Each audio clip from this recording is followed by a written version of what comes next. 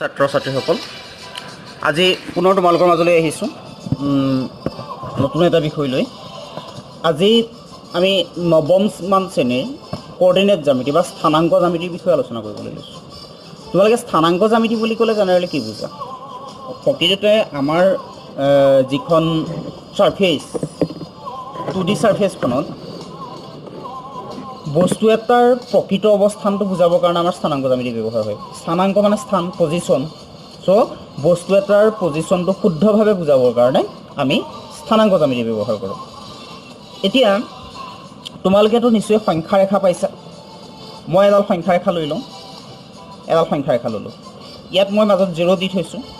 তোমালোকে নিশ্চয় জানা ইয়াৰ পৰা যিমানে আমি সোঁফাললৈ যাম 1 2 3 4 পজিটিভ নাম্বাৰবিলাক ব্যৱহাৰ হ'ব আৰু বাওঁফাললৈ আমাৰ নিগেটিভ নাম্বাৰবিলাক আহিব। অৰ্থাৎ কি হয়, তোমালোকে জানা যে সংখ্যা ৰেখাডালত 0ৰ পৰা ৰাইট হেণ্ড ছাইডত পজিটিভ নাম্বাৰ ইণ্টিজাৰ আৰু লেফ্ট হেণ্ড ছাইডত নিগেটিভ ইণ্টিজাৰ থাকে। এতিয়া মই সংখ্যা ৰেখা শব্দটো বাদ দিছোঁ, সংখ্যা ৰেখা শব্দটো বাদ দি দিছোঁ। ধৰি লোৱা এই পজিশ্যনটোত তুমি ৰৈ আছা, তুমি আছা এটা ৰুমৰ ভিতৰত, এই পজিশ্যনটোত তুমি আছা। হ'ল তোমাৰ পৰা এইটো সন্মুখৰ দিশ আৰু এইটো পাছফালৰ দিশ। হ'লে এইটো হ'ল তোমাৰ ফ্ৰণ্ট, এইটো হ'ল পাছফালৰ দিশ। ধৰি লোৱা তোমাৰ পৰা তোমাৰ সন্মুখত 2 মিটাৰ আঁতৰত এখন ৱাল আছে। এইটো 2 মিটাৰ আঁতৰত এখন ৱাল আছে আৰু তোমাৰ পাছফালে 2 মিটাৰ আঁতৰত ইয়াত এখন টেবুল আছে, ইয়াত এখন টেবুল আছে। এতিয়া তোমাক যদি ৰুমত নথকা কোনোবা এজনে সোধে যে ৱালখন ক'ত আছে, ৱালখনৰ পজিশ্যন কি, তুমি যদি কোৱা যে মোৰ পৰা 2 মিটাৰ আঁতৰত আছে, হ'ল তেওঁ বুজিলে কিবা এটা। আৰু যদি সোধে যে টেবুলখন ক'ত আছে, তুমি যদি কোৱা টেবুলখন 2 মিটাৰ আঁতৰত আছে, তেতিয়াহ'লে আমাৰ কি বুজিব? ৱালখনো 2 মিটাৰ আঁতৰত, টেবুলখনো 2 মিটাৰ আঁতৰত, তাৰমানে ৱালখনত টেবুলখন উঠি আছে, তেনেকৈ বুজাব। হ'লে এতিয়া তুমি তেওঁ বুজি পোৱাকৈ ক'বলৈ হ'লে কি ক'ব লাগিব? হয় তুমি ক'ব লাগিব যে ৱালখন মোৰ সন্মুখৰ ফালে 2 মিটাৰ আঁতৰত আছে আৰু টেবুলখন মোৰ পাছফালে 2 মিটাৰত আছে। কিন্তু মেথমেটিকেল প্ৰেজেণ্টেশ্যনত সন্মুখৰ ফালে বা পাছফালে শব্দকেইটা নাহিব। সেয়েহে আমি কি ক'ব লাগিব যে ৱালখন মোৰ পৰা 2 মিটাৰ, মই +2 মিটাৰ বুলি ক'লোঁ, আৰু তেতিয়া তাৰ অপজিট ডাইৰেকশ্যন বুজাবলৈ আমি কি ক'ম যে টেবুলখন মোৰ পৰা -2 মিটাৰত আছে। অৰ্থাৎ সন্মুখৰ ডিষ্টেঞ্চটোক যদি মই পজিটিভ বুলি লওঁ, বাওঁফালৰ তাৰ অপজিট যিটো ডাইৰেকশ্যন আহিব পাছ ছাইডৰ, সেইটোক আমি নিগেটিভ ল'ব লাগিব। এতিয়া এই উদাহৰণটো বাদ দি পেলাই মই যদি আৰু এটা বস্তু লওঁ, ধৰি লোৱা এই একেটাই কৰিলোঁ, মই এনেকৈ দি দিলোঁ, এইদৰে ল'লোঁ, লৈ পেলাই ধৰি ল'লোঁ এইটো তোমাৰ পজিশ্যন, তুমি এইখিনি থিয় হৈ এই পজিশ্যনটোত তুমি আছা। তোমাৰ ওপৰত 2 মিটাৰ ওপৰত, তোমাৰ পৰা 2 মিটাৰ ওপৰত এখন ফেন আছে আৰু তোমাৰ ৰেফাৰেঞ্চ বিন্দুটোৰ পৰা 2 মিটাৰ তলত ফ্ল'ৰখন আছে। এতিয়া অথনিৰ সৈতে কণ্ডিশ্যনটো একেই হ'ব। তুমি যদি কোৱা যে মোৰ পৰা 2 মিটাৰ আঁতৰত 2 মিটাৰ আঁতৰত ফেন আছে, 2 মিটাৰ আঁতৰত ফ্ল'ৰখন আছে, তেতিয়া ফ্ল'ৰত ফেন থকা বুজাব। গতিকে আমি ওপৰৰ পজিশ্যনটো যদি পজিটিভ বুলি ধৰোঁ, পজিটিভ কওঁ, তেতিয়াহ'লে আমি তলৰ পজিশ্যনটো নিগেটিভ কৰিব লাগিব। অৰ্থাৎ আমি কি ক'ম যে 2 মিটাৰ ওপৰত মোৰ পৰা 2 মিটাৰ আঁতৰত ফেনখন আছে আৰু -2 মিটাৰত ফ্ল'ৰখন আছে, তেনেদৰে ক'ব লাগিব। এতিয়া তেতিয়াহ'লে আমি কি পালোঁ? মোৰ তোমাৰ ৰেফাৰেঞ্চ বিন্দু যিটো তুমি লৈছিলা, তুমি য'ত আছা বুলি ধৰিছিলা, তাৰ সন্মুখটো বুজাবলৈ প্লাছ আৰু তোমাৰ বেক ছাইডটো বুজাবলৈ মাইনাছ ব্যৱহাৰ কৰিবা। সেইদৰে তোমাৰ পৰা ওপৰলৈ বুজাবলৈ প্লাছ আৰু তললৈ বুজাবলৈ মাইনাছ ব্যৱহাৰ কৰিবা, আৰু দুইটাতে নিৰ্দিষ্ট জোখ থাকিব। তাৰমানে আমি আমাৰ প্ৰকৃত এটা বস্তু পজিশ্যন এটা বুজাই দিবৰ কাৰণে আমাক কি হ'ব লাগিব? আগফাল, পাছফাল, ওপৰফাল, তলফাল সেইদৰে নকৈ আমি কি ক'ব লাগিব? প্লাছ বা মাইনাছ লৈ পেলাই ক'ব লাগিব। আৰু দুয়োটাৰ কাৰণে front and back, up and down, দুইটাৰ কাৰণে আমি দুডাল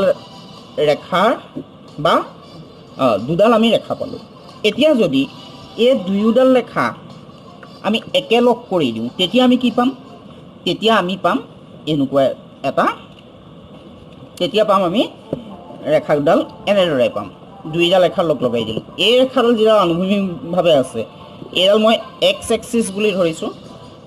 এইখিনিত তোমাৰ নিজে আছা বুলি যদি ধৰা, ইয়াৰ পৰা এইফাললৈ হৈছে তোমাৰ সন্মুখ আৰু এইফাললৈ হৈছে তোমাৰ পাছচাইডটো। গতিকে এইফালে যদি মই এক্স বুলি দিওঁ, এইটো মই কি বুলি দিম, এইফালৰ বিন্দুটো কি বুলি দিম, এক্স ডেছ বুলি দিম। অৰ্থাৎ এইডাল হ'ল আমাৰ এক্স অক্ষ বা এক্স অ' এক্স ডেছ অক্ষ। সেইদৰে ইয়াৰ পৰা ওপৰলৈ যদি মই ৱাই বুলি ধৰোঁ, তলৰটো আমি কি বুলি ধৰিম, ৱাই ডেছ বুলি ধৰিম। হ'ল। এতিয়া তেতিয়াহ'লে এই দুইডাল ৰেখাই আমাৰ সমতলখন যিখন পালোঁ, সমতলখনক কেইটা ভাগত ভাগ কৰিলে? ডেফিনেটলি 4টা ভাগ আহিল। 4টা ভাগ আহি গ'ল। আমি ফাৰ্ষ্ট, ছেকেণ্ড, থাৰ্ড, ফ'ৰ্থ তেনেদৰে নামাকৰণ কৰিব পাৰিম। এতিয়া এই অক্ষ দুডালে সমতলখনক 4টা ভাগ কৰি পেলাই যিটো ছিষ্টেম ফৰ্ম কৰিলে, সেইটোৱে হৈছে আমাৰ কোঅৰ্ডিনেট ছিষ্টেম বা স্থানাংক প্ৰণালী। নিশ্চয় ধৰিব পাৰিছা? তেতিয়াহ'লে স্থানাংক প্ৰণালীত আমাৰ অক্ষ দুডাল থাকিলে, এক্স অক্ষ আৰু ৱাই অক্ষ। দুডাল অক্ষ থাকিলে, অক্ষ দুডালে যিটো বিন্দুত ছেদ কৰিলে সেই বিন্দুটো আমি মূলবিন্দু বুলি ক'লোঁ। তাত আমাৰ লম্বভাৱে ছেদ কৰিব। আৰু ই কি হ'ল, সমতলখনক যে 4টা ভাগ কৰিলে, সেই ভাগ 4টা আমি কেনেদৰে নামাকৰণ কৰিব পাৰিম? চুক বা কোৱাড্ৰেণ্ট বুলি নামাকৰণ কৰিব পাৰিম। এইটো হৈছে আমাৰ ফাৰ্ষ্ট চুক, প্ৰথম চুকটো। এইটো হৈছে দ্বিতীয় চুকটো, ছেকেণ্ড কোৱাড্ৰেণ্ট। এইটো হৈছে আমাৰ থাৰ্ড কোৱাড্ৰেণ্ট আৰু এইটো হৈছে আমাৰ ফ'ৰ্থ কোৱাড্ৰেণ্ট। অৰ্থাৎ আমি প্ৰথম চুক, দ্বিতীয় চুক, তৃতীয় চুক আৰু চতুৰ্থ চুক, আমি সেইকেইটা চুক পালোঁ। এইটো হ'ল আমাৰ প্ৰথম চুক, এইটো আমি দ্বিতীয় চুক বুলি ধৰিলোঁ, এইটো আমাৰ তৃতীয় চুক হ'ল আৰু এইটো আমাৰ চতুৰ্থ চুক হ'ল। মোৰ অকণমান লিখিবলৈ অসুবিধা হৈছে কেমেৰাৰ পজিশ্যনটোৰ কাৰণে। ঠিক আছে, আমি 4টা চুক পালোঁ।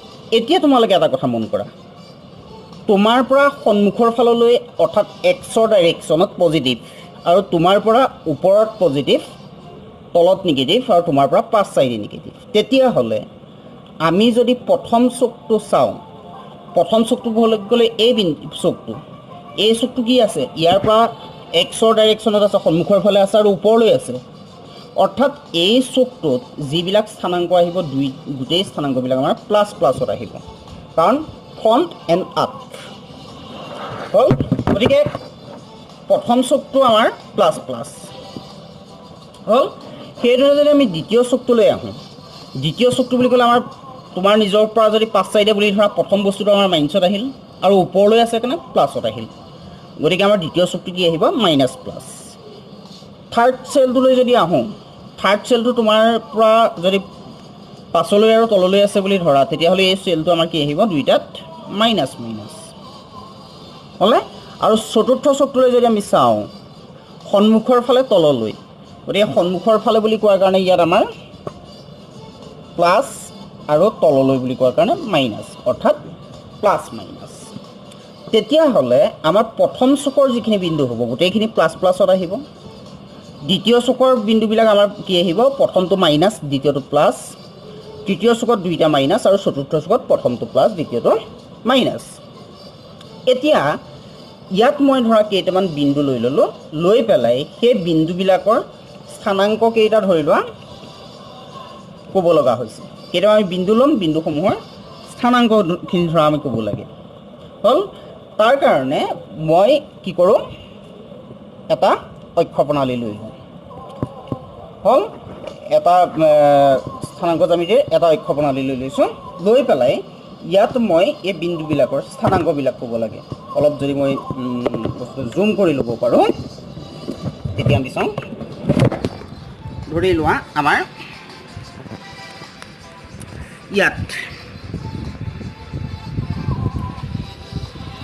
ইয়াত ক'ব লাগে, ইয়াত আমাৰ এইটো বি বিন্দু আছে, এম বিন্দু আছে, এল বিন্দু আছে, এছ বিন্দু আছে, বিন্দুবিলাকৰ স্থানাংক ক'ব লাগে হ'ল।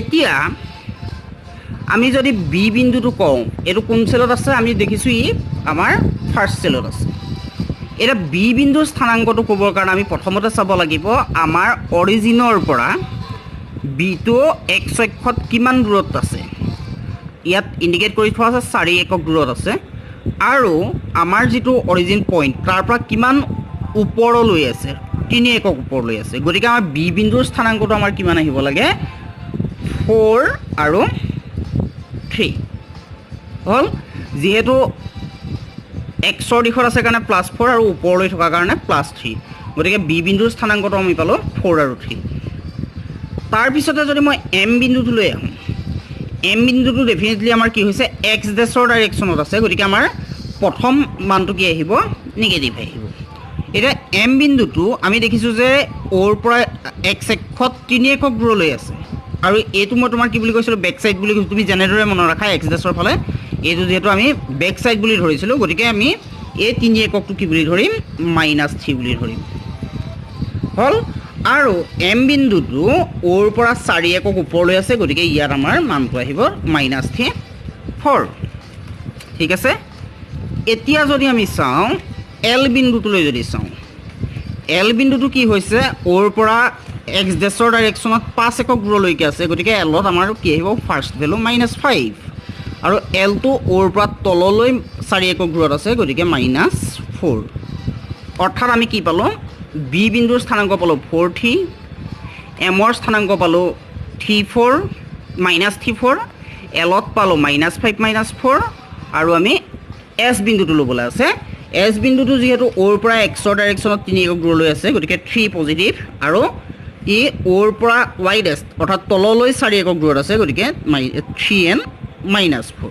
তেতিয়াহ'লে আমাৰ স্থানাংকখিনি লিখা হ'ল এতিয়া স্থানাংকখিনি আমি লিখিলোঁ অৰ্থাৎ আমি প্ৰত্যেকটো বিন্দুক আমি শুদ্ধভাৱে স্থানাংক প্ৰণালী যদি আমি ৰিপ্ৰেজেণ্ট কৰিব যাওঁ তেতিয়াহ'লে প্ৰত্যেকটো বস্তু কাৰণে আমাৰ কি হ'ব লাগিব এক্স এক্সিছৰ ডিষ্টেঞ্চ আৰু ৱাই এক্সিছৰ ডিষ্টেঞ্চ লাগিব আৰু আমি চাব লাগিব এক্সৰ দিশত আছে নে ৱাই দিশত আছে এক্সৰ দিশত আছে নে ৱাই দিশত আছে সেই কথাটো আমি মন কৰিব লাগিব এতিয়া স্থানাংকবিলাক লিখোঁতে যে আমি এক্স স্থানাংক পাইছোঁ আৰু ৱাই স্থানাংক পাইছোঁ এক্স স্থানাংক ৱাই স্থানাংক তাৰ কাৰণে আমাৰ দুটা বেলেগ শব্দ আছে যিটো আমাৰ এক্স স্থানাংক হ'ব আমাৰ যিটো এক্স অক্ষৰ এক্স স্থানাংক যিটো হ'ব এক্সৰ স্থানাংক যিটো আহিব এক্সৰ স্থানাংকটোৰ কাৰণে আমি কি বুলি ক'ম এক্সৰ যিটো স্থানাংক এক্সৰ স্থানাংকটোক আমি ক'ম ভুজ এক্স স্থানাংক যিটো এক্স স্থানাংকটোক আমি ক'ম ভুজ এইটো কোৱা হয় এপচিছা আৰু ৱাই স্থানাংক যিটো হ'ব সেইটোক আমি ক'ম কোটিৰ যিটোক আমি কি বুলি কওঁ অৰ্ডিনেট হ'ল অৰ্থাৎ আমি এক্স স্থানাংক আৰু ৱাই স্থানাংক কেইটাক এক্স স্থানাংক আৰু ৱাই স্থানাংক বুলি নকৈ আমি কি বুলি ক'ম সিহঁতক ভুজ আৰু কোটিৰ বুলি ক'ম গতিকে তোমালোকক বিন্দু এটা দি পেলাই তাৰ ভুজ আৰু কোটিৰ সেইকেইটাও আমাক সুধিব পাৰে বিন্দু এটা কেইটা দি দিব দি পেলাই তাত ভুজ কি আৰু কোটিৰ কি সেইকেইটা সুধিব পাৰে এতিয়া মই ৱৰ্ডকেইটা পূৰা নেলিখিলোঁ ন ভুজটোক আমি ইংৰাজীত কি বুলি কওঁ এপচিছা আৰু কোটিৰটো অৰ্ডিনেট কওঁ মই আধা লিখি থৈ দিলোঁ অৰ্ডিনেট গতিকে আমি এটা বিন্দুৰ স্থানাংকটো বা পজিশ্যনটো সম্পূৰ্ণ শুদ্ধকৈ দেখুৱাবৰ কাৰণে ভুজ বা এপচিছা আৰু অৰ্ডিনেট বা কোটি দুয়োটা আমি ব্যৱহাৰ কৰিব লাগিব এতিয়া ধৰি লোৱা তোমাৰ এটা বিন্দুৰ স্থানাংক যেনিবা দিয়া আছে 5 and 4 হ'ল ইয়াত আমি এপচিছা বা ভুজ কোনটো পাম 5 এইটো হ'ব ভুজ আৰু কোটিৰ কোনটো পাম 4 গতিকে আমাক যদি